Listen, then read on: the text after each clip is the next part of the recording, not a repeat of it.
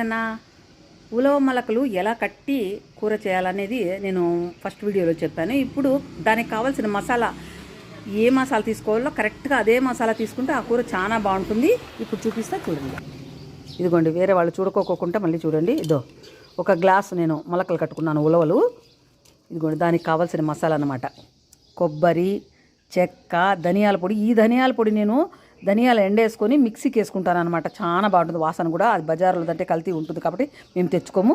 ఇదో అల్లము, వెల్లుల్లి, ఆనియన్స్, ఇదిగోండి కొత్తిమీర, ఇదో 2 చిన్న టమోటాలు, ఆలు 2, వంకాయలు 3.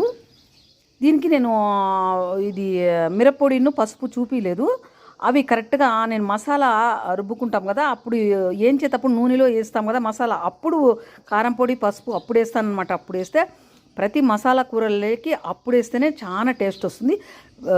గ్రేవీ కూర చాలా కలర్ఫుల్గా మనకి చూస్తేనే తినాలనిపించేలా ఉంటుంది కాబట్టి అప్పుడు వేస్తే బాగుంటుంది కారం పొడి.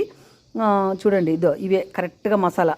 చూడండి, ఇవే వేయాలి. వేరేటి వేసి ఏదో గరం మసాలా అవి ఇవి వేసామనుకోండి అస్సలు బాగుండదు కూర. ఈ మసాలా మాత్రమే వేయాలి. ఇది మటన్ మసాలా అనమాట. నేను మటన్కి ఇదే వేస్తానమాట. మటన్ అంటేనే ఈ మసాలా వాడతాను కాబట్టి మీరు ఇవే వేయండి. ధనియాలు ఓపికంటే మీరు ఎండబెట్టుకొని మిక్సీకి వేసుకోండి. ఒట్టి మిరకాయలు కూడా అంతే, మేము ఎండ వేసుకొని కారం పొడి చేసుకొని పెట్టుకుంటాం కాబట్టి మేము వేరే మసాలా వాడము.